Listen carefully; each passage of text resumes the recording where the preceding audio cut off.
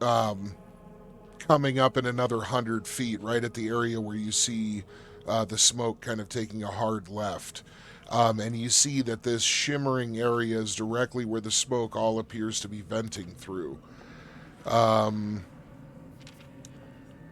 okay, you guys close another 50 feet.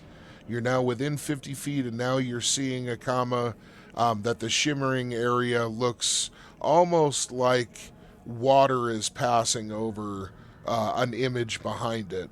And you can tell that there's some kind of illusionary magic at play here. You would guess that some kind of doorway is being obfuscated. And as you close the last 50 feet, you're able to see quite clearly that this kind of illusionary zone, it's indeed a fairly complex illusion that's covering what appears to be a large stone door. You can't see a lot of the details because the illusion is obfuscating them still to some degree, but you would guess that it's a plain, kind of grayish stone that's just rough texture, and the split in the middle, from what you can tell, appears relatively roughly hewn. You also see that there appears to be a split image that is about midway up the door. It's a small kind of engraved feature in the door itself, and the carving looks to be like some kind of demonic tongue Oh man. that is split directly in the middle where the door would open. Uh, you see that there is also a small there's a small kind of latch that appears to be on your side, and it looks like the door is locked from your side. This latch looks comically small. It's like one of just the little kind of hook and loop latches you'd put on a, cabinet. It appears like the entire thing is made out of stone, which is a little strange. You'd expect to see some kind of metal for this.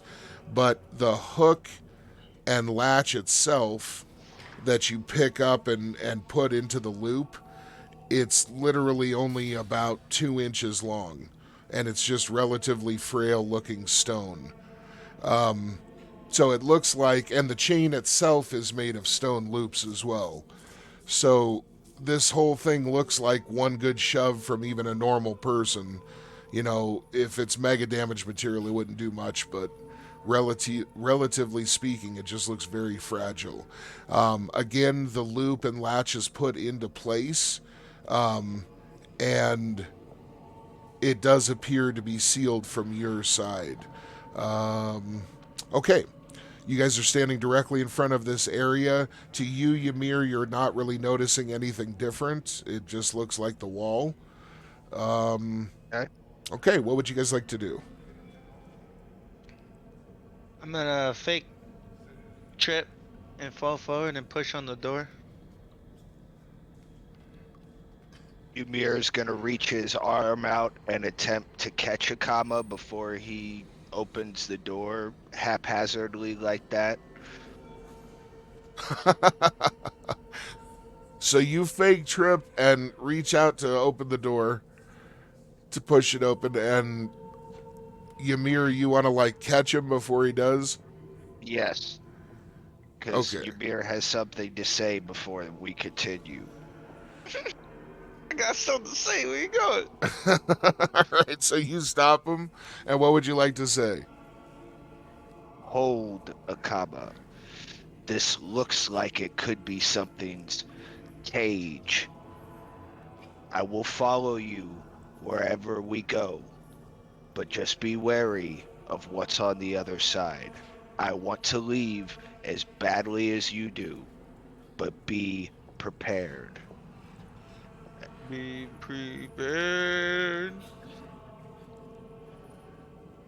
And he I give him sort of a just nice writes a nod. comma and prepares for whatever comes next.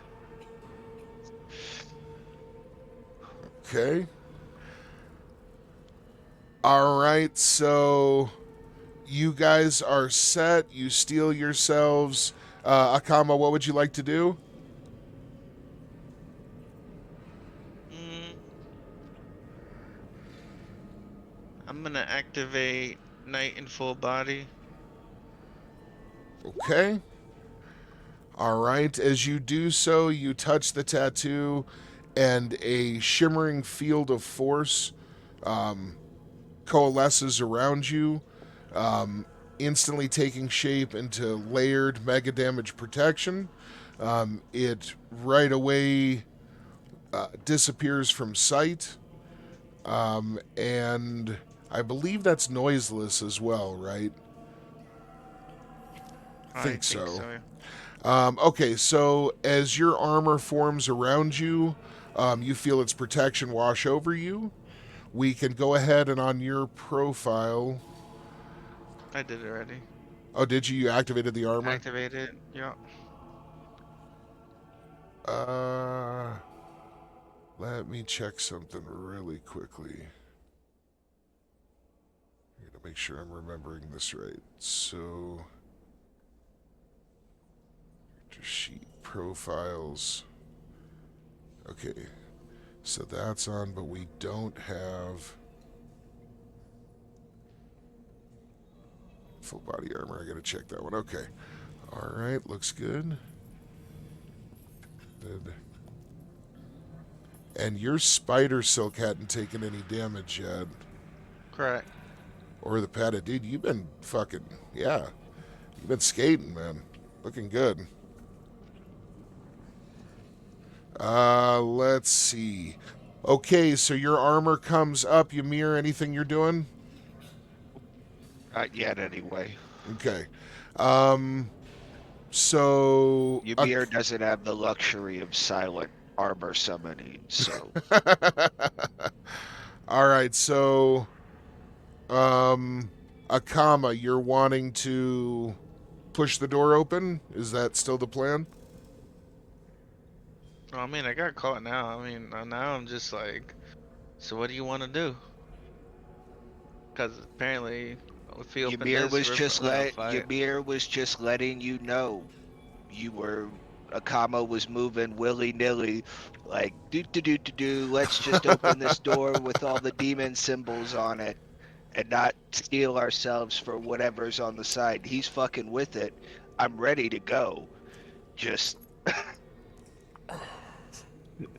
Fucking A, don't man. walk in and get your head chopped off.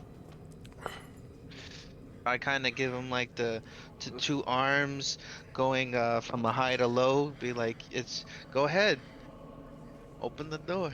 I'm ready. Ymir kind of flashing a look at Akama, but puts it down because he's already ready for combat or whatever comes next on the other side. Ymir opens the door. Okay. Do you want to lift the little latch and push the door open, or do you want to just try and shove the door open? No, lift the latch and open the door properly. Okay, I'm not trying to hulk it. okay, as you do so, I definitely would have hawked it. the latch comes open extremely easily, and as you put some pressure on one of the doors, both of them start swinging open evenly, and as they do so,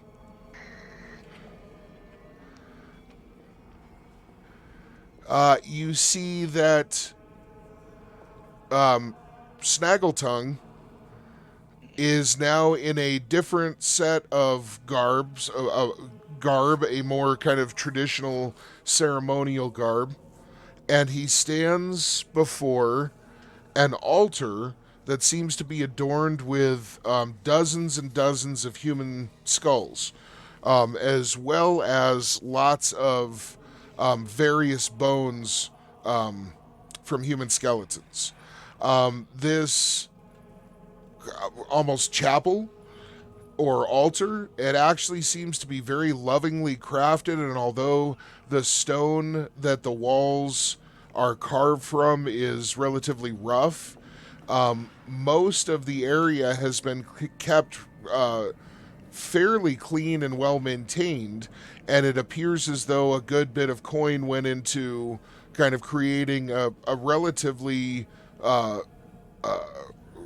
of well put together little facility here.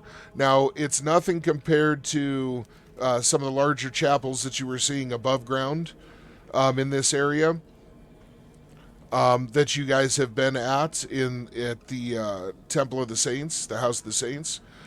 But it is in its own right kind of it has a kind of charm and beauty to it. And again, you can tell a lot of love was put into it. Snaggletongue looks across at you, and his gaze now looks relatively calm and respectful and composed.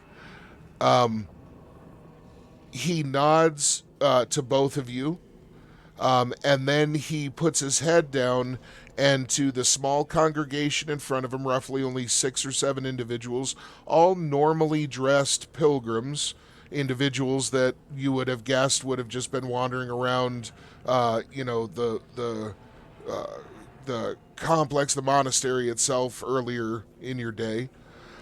They all seem relatively at peace, heads bowed in contemplative prayer, and after Snaggletongue nods to you, he holds a hand up with one finger, illustrating he will be just another few moments, and then you would be able to, converse or speak, at least for a moment. He puts his head back down and he begins leading the group in a short chant. The language is one that... what do each of you speak again? Euro, Gigantes, Russian, English, and Vana. That's a lot. Dragonese, American, Greek, and Gobbly. You actually notice Akama and Ymir from your familiarity with it, that he's speaking in Gobbly. And essentially what he seems to be saying is that all should embrace the dark, comforting love of him who lurks below. And he goes on to a couple of other points, kind of metaphysical references to the strength of surrender, the hopelessness of existence, some different concepts like this that you guys have each heard in some of the more nihilistic religious sects that you've heard about in your lifetimes. Essentially kind of a dark, void-like religious aspect, in which people seem to kind of give themselves over to hopelessness and not necessarily anarchy and chaos, but darkness and death and utter oblivion. As he wraps up, Fucking nihilist, dude. oh man, as he wraps up, I mean, say what you want about nihilism, but at least it's an ethos, right? All right, so as he wraps up his little sermon, the individuals in the congregation each stand and begin basically with their hands wrapped together and standing in a large circle. They begin to do some chanting and low kind of singing together that appears to be some form of prayer, and they all seem completely engrossed in that. At this, Snaggletongue closes up what appears to be his holy text, and puts a few candles out on the altar, and then he reaches up and he very respectfully places three fingers, his first three fingers, on the chest of the crucifix form behind him. Now, you both are familiar with the Christian God that has been prevalent on Earth for many millennia. This particular symbol still holds a lot of sway with individuals today because it's still a fairly popular religion. But you are both surprised to see it represented here. As he places his fingers on the chest, he reaches down and he places the same three fingers with a very contemplative and reverent gesture on his own forehead. And then he makes the sign of the cross that you both are familiar with upon his chest. With this, he raises his stature up to full height, turns with his text tucked firmly under one, in the crook of one arm, and he swiftly walks over to the side of the room on the outside of where the pulpits are set up. And he walks down the aisle on the exterior to avoid the group that are still praying and congregating, and circles around the far corner back towards where you guys are, and with just a few strides of his long, lean legs, he approaches you guys and closes the distance. He arrives next to you, and looks at both of you rather calmly. You're surprised because he looked so intense and almost kind of angry earlier, and now he seems very at peace and just kind of somber. He looks at both of you and nods, and he says, "Well met." He says, "I suppose you're wondering why I brought you here."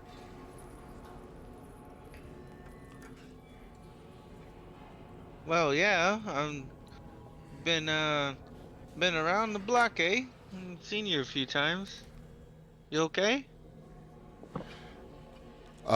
He says to you, "I would ask if you are fresh recruits from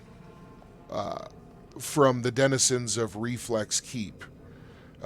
He says, "Are you here to engage in trials to join a mercenary outfit?"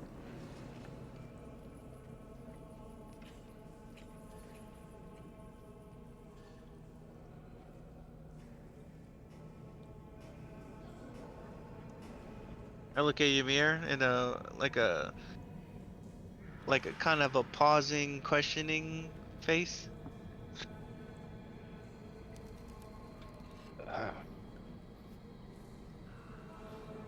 Ymir is Ymir is personally very upset because of the hoops that this vicar has put him through over the course of the last. So he sees Snaggletongue doing the gesture or the pleasantries, and instantly his eyes harden and he goes, "Save the pleasantries for somebody who is embroiled that you can control, vicar, like those of your dogma. Explain why you have followed me and my battle brother all day today." Okay, he lets out a relatively long sigh after looking a bit thunderstruck at the tone you're taking with him, and he says very humbly, in a kind of wheezy kind of cadence, belying poor health. He says, after his sigh, my apologies, mighty one. He says, were it that I did not need surreptitious inclinations to uphold my sacred duties, I would prefer it greatly. However, the denizens above, and he points a single crooked finger up over all of your heads, he says, the denizens above expect a certain hostility from me towards all newcomers. He says it is part of the role that I need them to perceive me playing. He says here, and he waves a broad stroke of his arm back over his shoulder behind him to the altar. He says, I am free to be myself. He says, I am at peace with my role and the universe at large. He says, but we all have a character we must play, yes? And with this, he raises an eyebrow, trying to suss out if you're both understanding where he's coming from. He's speaking. Bear, I need you to go ahead and. Is Gobbly. Let's see. How many. Tell me the languages you speak again. Vana, Euro Gigantes, Russian, and English. Okay. And there is precedent, I guess, for me understanding Gobbly at least because I was able to understand and speak. Gobbly and Gigantes are like the same thing. Okay. It's all kind of like Dragonese is like fucking Gotcha. Atlantean and all this other shit. Gotcha. Okay, so you're set, and you have Akama. You have Gobbly at what percentage? 75. Okay, so you get the gist that he's basically, he seems at least right now to be a very different personality than what you've been picking up on, and that you're very clearly picking up that he's just trying to say that it's just he has to kind of play that role. So you're at that percentage, you're basically picking everything up that he's laying down. Yeah. You guys both are all set. So, as he says this, like I said, he kind of raises an eyebrow to kind of see if you guys are understanding, that he's not necessarily hostile. Ymir's eyes soften a bit, and his form kind of relaxes a little bit, understanding what the elderly gentleman has said to him, understanding about playing a role within society and then being somebody outside of being more comfortable or being yourself outside of that and having to play a role. So his stance and his eyes and his whole energy softens for just a moment and looks at him and just nods his head, kind of snorts and goes, "Perhaps I misjudged you. Accept my apology." Okay, and at this, he actually does look surprised, and he nods respectfully, and he says, "Well met, tall one, well met." He says, "I would hope that I may impress you with my deeds from this point forward, and make up for some of our unbefitting encounters earlier in the day." He says, may I interest you in a tour of what makes this entire facility able to exist." He says, "I promise it will be quite illuminating." Perhaps, if my battle brother approves. Ymir does not go without a comma.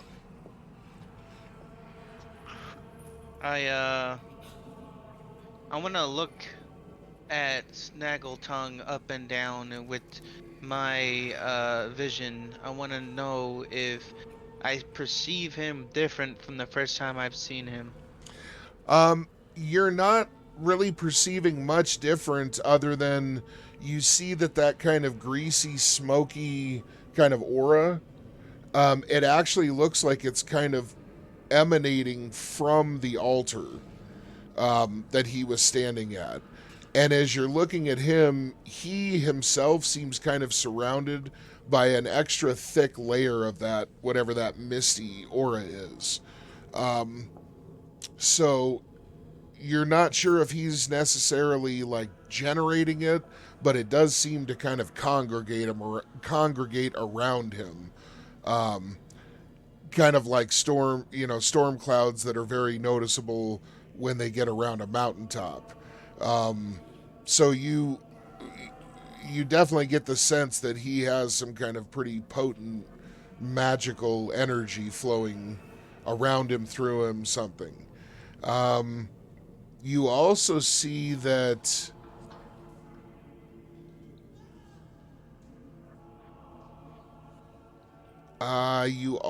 see that he seems to be slightly hovering above the floor, but every time you try and look a little more closely, uh, it you can't quite tell if he's standing on some of that misty smoke like energy. I mean, maybe half an inch. It just barely is perceivable. But it almost looks like he's kind of sliding and gliding instead of connecting physically with the floor as he steps around. Um, Mm. you do notice too that there appears to be some kind of like dark footsteps in the trail that he walked, and each one seems to be steaming up into the air with that kind of black smoke. Um, Is all there right, any lore that I know about this type of demonic behavior? let's take a look at your skills.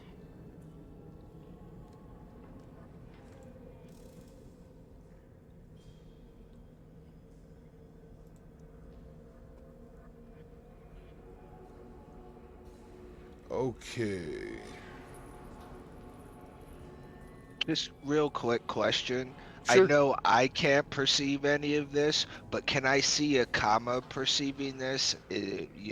Do I see the tattoo glowing? Are their eyes glowing? Is there a certain look that he gives when true sight is active? Something? Interesting. I will say that you're starting to suspect as you look over and look at him observing other things, you have started catching on slightly to when he's almost looking with that kind of enhanced sight.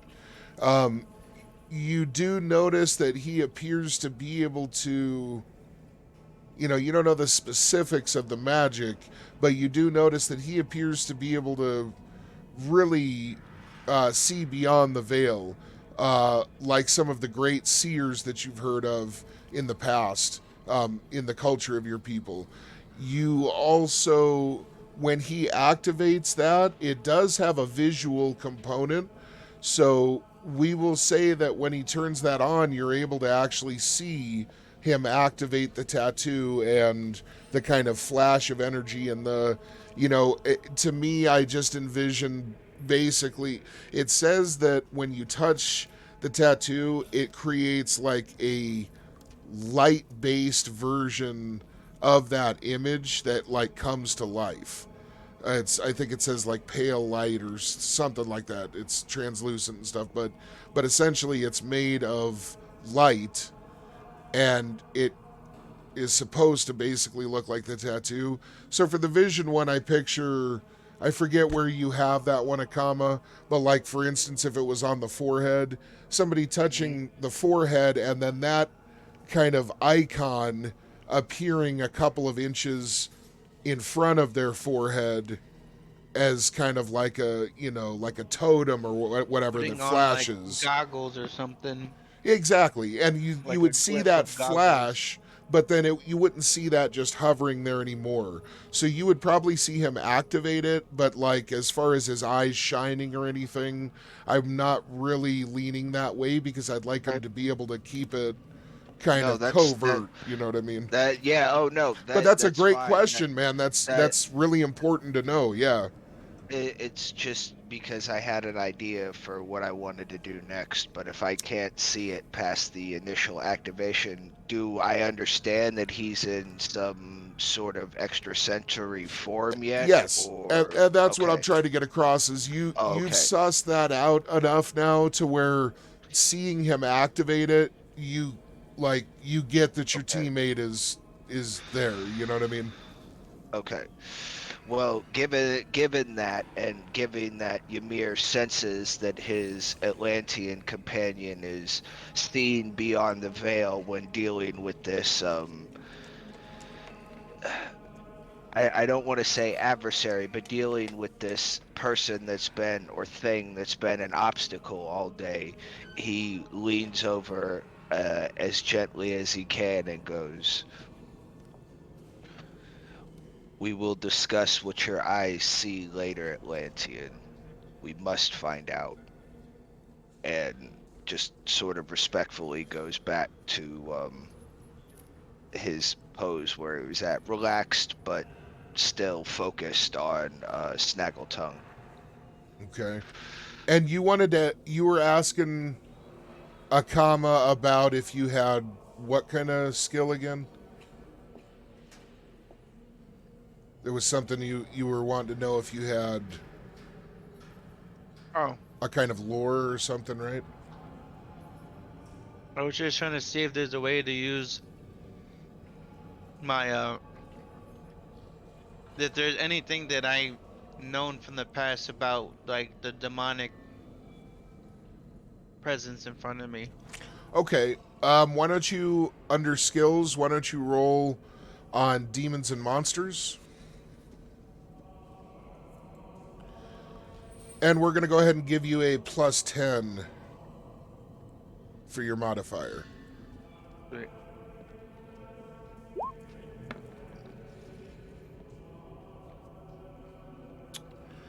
All heck yeah. right. So right away, you recognize that this individual appears to actually be a very strong conduit for some kind of demonic energy. It's not necessarily a demonic energy that is. Let me put it this way: you don't guess that it's necessarily a strictly infernal energy. And by that I mean it doesn't necessarily feel like demons in the sense of like the denizens of hell, but there are many shades of demonic energies and entities. And while that is one of the most predominant and popular ones, there are other more um, other more kind of sly and tactitious entities that exist that are less about just brute force invasions of other dimensions and the reaping of death and suffering en masse. Some of these other factions and breeds and flavors are more predicated on the spreading of darkness and misery and taking their time in the downfall of mortals and humanity at large.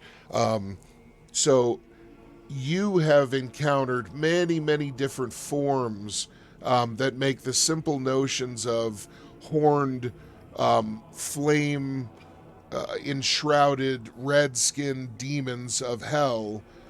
It makes that almost kind of a quaint notion with the rainbow of different colors that you've seen on that spectrum. This energy is of that nature, is of that flavor. There is a corrupting, greasy, putrid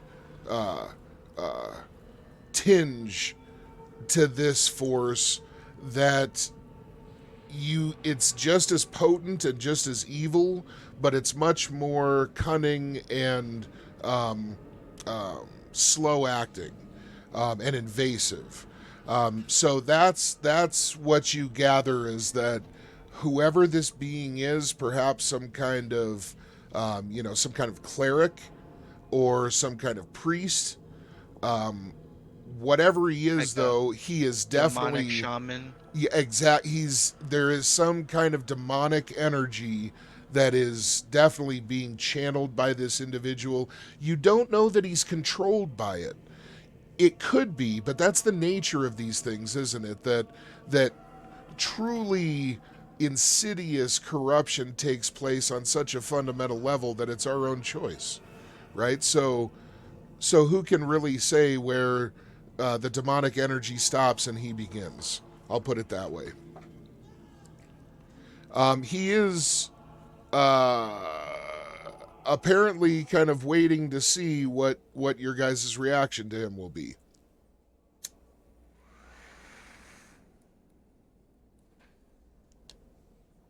No phase. If I look around, do I see any exits? You look around and you see that the doors, now that you guys are in and you look around, you see that the doors behind you are still open into the hallway. You guys are only in the room by about 5 feet or so. The doors into the hallway are still open, and you don't see any other exits or entrances or anything in this room.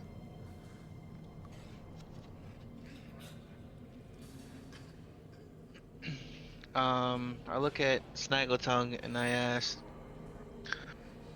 I apologize. You were saying something? You were saying something along the lines of a mercenary group? He looks at you very cautiously. You see his eyes narrow slightly, and then his gaze slowly looks over at Ymir.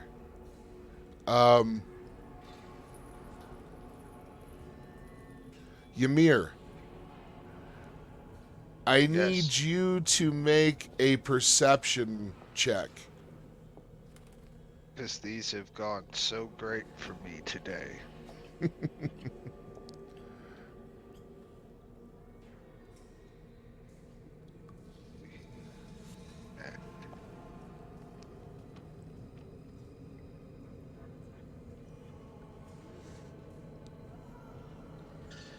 Oh, actually, just an actual perception.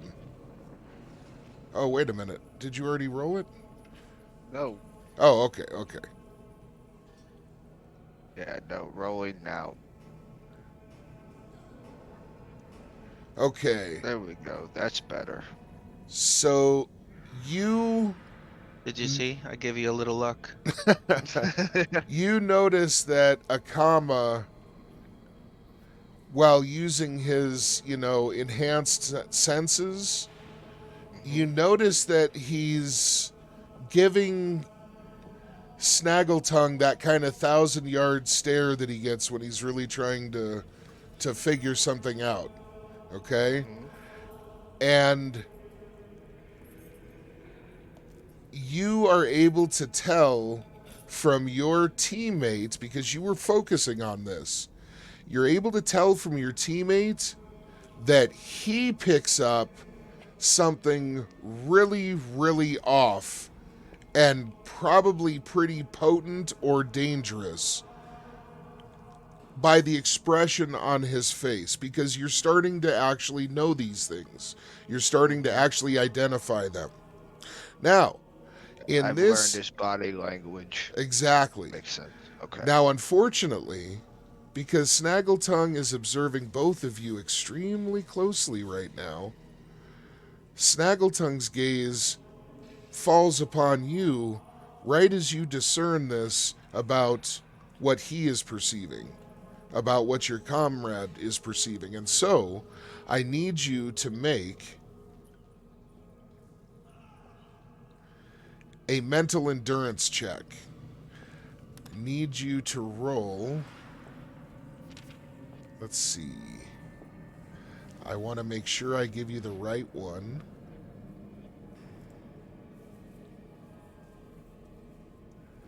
And that's going to be under profiles.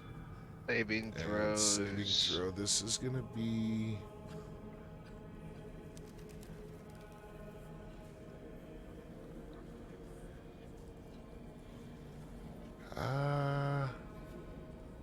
I don't like... perception for this one.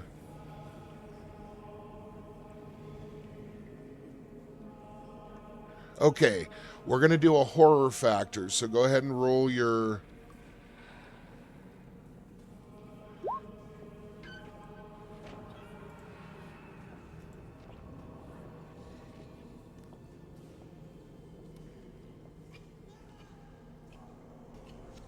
Excellent. Okay, so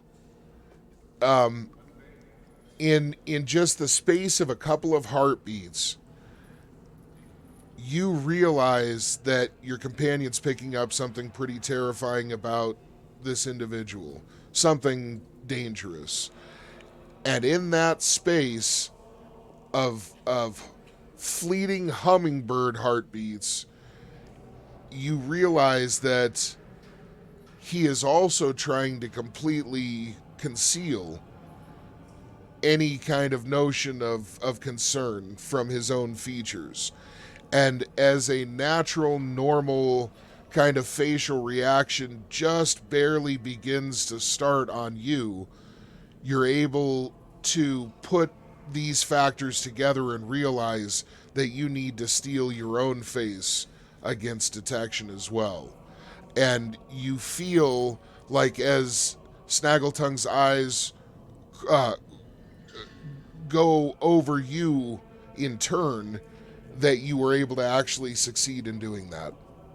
Nice. He looks at you rather sternly as well, and very scrupulously, and then his features soften once again, and a hint of a smile kind of creases the corners of his mouth as he looks at both of you, and he says, moving on with his former line of questioning, he says, indeed, he says, you have been brought here from the island of Reflex Point, correct? That is correct. He nods and says, and you are here in order to find employment with interdimensional mercenary companies, yes? Affirmative. He says, then as you begin allying yourselves to the forces in these regions and beyond, he says it would be beneficial for you to understand the duality of the nature of megaversal beings. He says, take this facility, for instance. And as he says this, he does kind of a short flourish with his hand up above his head, kind of in a sweeping circular gesture, indicating the entirety of wherever you are right now and probably the rest of this overall facility. And he says, it would appear at a distance that it is simply a place of worship and contemplation. He says, yes, but then he wags a finger in front of him in the negative, and he says, but in reality, he says, oh, in reality, it is so much more. He says, this is the fulcrum upon which the great balancing scales turn. He says, this is where balance comes to die. And with this, a small tittering cackle, kind of high-pitched, escapes his lips. It's strange because it's very different from the way his voice has sounded so far. Very, very off-putting laugh.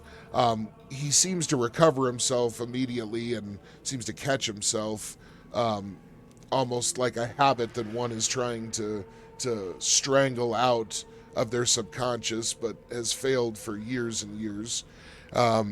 He looks at you again, rather calmly, and he says, light cannot exist without the darkness, and darkness cannot thrive without light. He says, one corrupts, one builds. He says, but it is all a circle. He says, perhaps you would care to see the other side of the House of Saints, the underbelly, if you will. And he says, and no, I'm not talking about the great prison below. He says, that is all so mundane. He says, really just windows if you think about it, nothing more. He says, but the heart of the place is split in many, many slices. He says, and all of the pomp and the revelry and the holy abjuration that you see above your heads, he says, as you walk about the cathedrals and the temples, he says, that all must be balanced, yes? And he says, would you care to see? Now, as he's speaking to you, he seems gleeful like a child. He's starting to, some of his kind of facade of order and regimented, even before when he seemed a little wild-eyed and kind of, had his lip kind of quivering and stuff, that seemed a little more maniacal and less childlike. You're seeing a bit of the maniacal come back in, a bit of the eye twitching and the lip twitching, but there's also a kind of glee that it's almost like a valve being slowly opened, and you're just seeing the first few seconds of whatever volatile chemical within reacting with air. What would you guys like to say or do? I'll say You also both notice that the chanting has started really increasing in volume and tempo in the background. what the people he was talking to. Correct. The congregation seems to be kind of whipping themselves up into a bit of a fervor. Oh, all right. I'll say what made you want to show us something at this time of the hour? At this, he looks at you very seriously. His face gets deadly serious. And he says, why, I can't have you all. And then he stops himself. And then once again, that kind of creepy, maniacal look comes back across his face, just a hint of a kind of crazed smile. And he says, well, the only thing you need to concern yourselves with is that I have permission to show you about. He says, the whys and hows are unimportant. He says, now would you like to see what I offered to show? He says, don't you want to see, to know the truth? And at this, again, a high-pitched titter escapes his lips that sends a bit of a chill up your spine, Akama. Ymir, you simply think that this is the sounds of some weak, half-crazed, pathetic thing that would be feeding on a carcass in the middle of a wasteland rather than hunting in a proper fashion. Something sickly and putrid that doesn't know that it itself doesn't deserve to exist, that it is not strong enough to exist. You feel a slight pang of sympathy for this wretched, small being. All right, as that titter returns, he indeed seems to get a little bit more excited and and kind of gets a little bit more crazed look, and his grin gets a bit wider.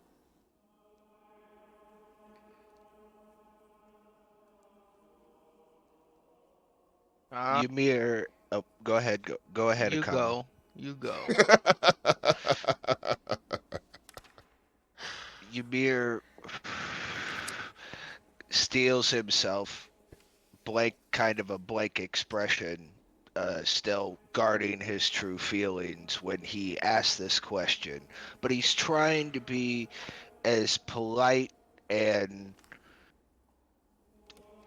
appeal to his vanity and decorum as possible, realizing his surroundings and his position here. Ymir goes, "But the why concerns me, Master Snaggletongue. Why do we deserve this generosity? For my brother and I, we are just simply two adventurers. Why is there such an interest in us?" Okay, and at this, he looks at you fairly seriously, and you seem to have kind of pulled him back just a little bit into a rational conversation.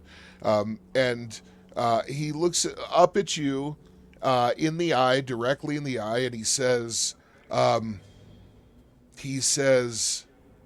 the lurker can see potential in all of us. He says, some shine brightly like a beacon in the night. He says, others like a pit of bile in the stomach of a fiend. They blot out the light and counter the balance. He says, others still have not shown which direction they will go. He says, that is you. And then he looks over at you, Akama, and he says, that is you. He says, both could potentially be great and powerful forces. But for which side? Which facet of the prism? Who can say?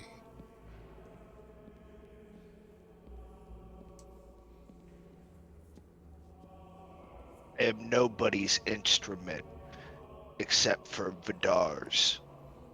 Understand that. I steel myself. He catches himself, jamming a palm over his mouth, and seems to be immediately terribly embarrassed.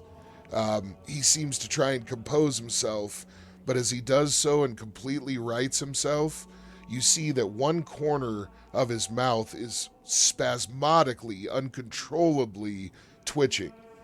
You also see that the opposite eye underneath, all the muscles are contracting wildly in an equal kind of twitch.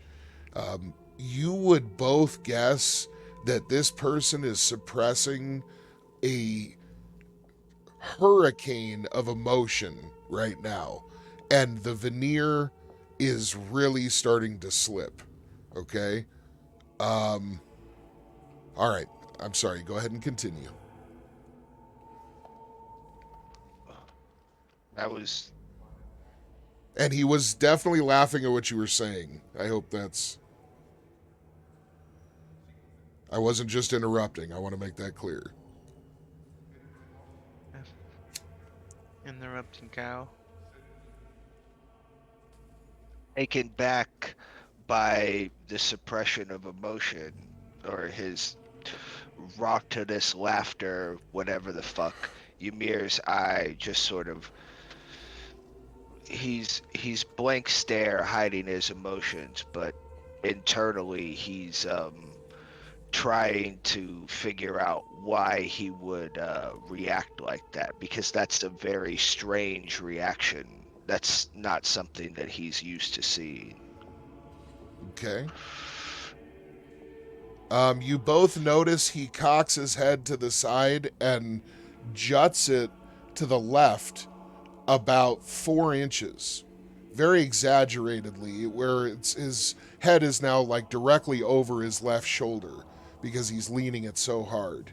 And he physically puts a hand up, his left hand up to his left ear to kind of amplify sound coming in.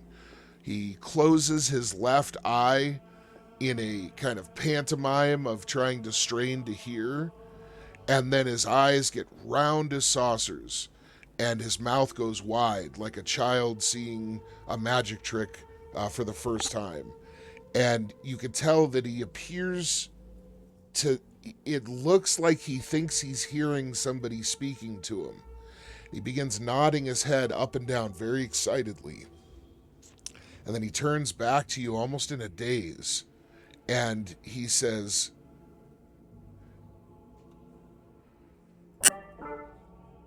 The master wonders if he could see your chains up close, just for a moment.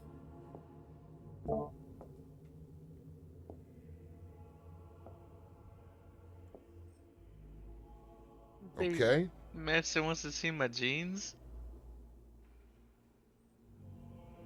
Oh, did No, you? Did it not come through clear? No, I believe you said the master would just like to see your chains. Correct. Correct. Chains. Okay. Yeah, Yeah, not jeans. get up out of them jeans, man. Come on now. Master would like to see you in your jeans. And I'm like, no, what? I think I got jeans on. Think Now- about the size of those wranglers. Hell yeah. Ymir, take And it right back. after he's done speaking, by the way, he cups both hands over his mouth in like anticipation. Looking very much like a little kid now. Ymir wearing Super Bowl size fucking pants. Cause you know the Super Bowl's like XL, V, whatever.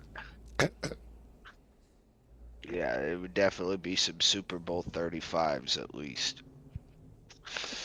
But Ymir now kind of still hiding his emotions, but utterly concerned because this being has just mentioned something that was only revealed to him very, very recently, and he is still trying to obfuscate from Snaggletongue, whatever he is, right? But he's still speaking very respectfully. His demeanor is still very outwardly. He's not aggressive.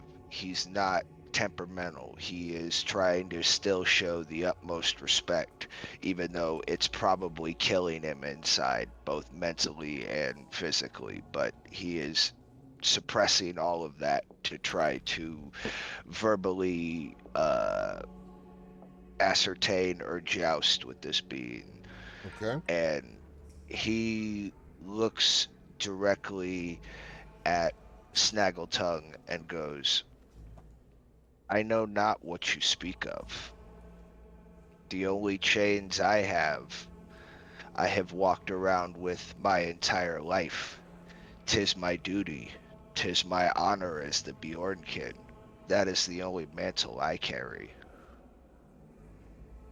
Okay. And with this, Snaggletongue's eyes get even wider. And he seems like now he's listening again, but this time much more subtly, almost to listening to a whisper. And he looks up at you very slowly, and then he says, almost like a kid for the first time speaking out loud that the Tooth Fairy or Santa Claus isn't real. That first time that their voice says it to themselves is almost magical. And he says in that childlike voice, You don't know. You don't know. and with this, he puts his palms on the sides of his face and kind of squishes his face together, again in a childlike expression. and he slowly begins walking over to the left of your guys' position, kind of back over to the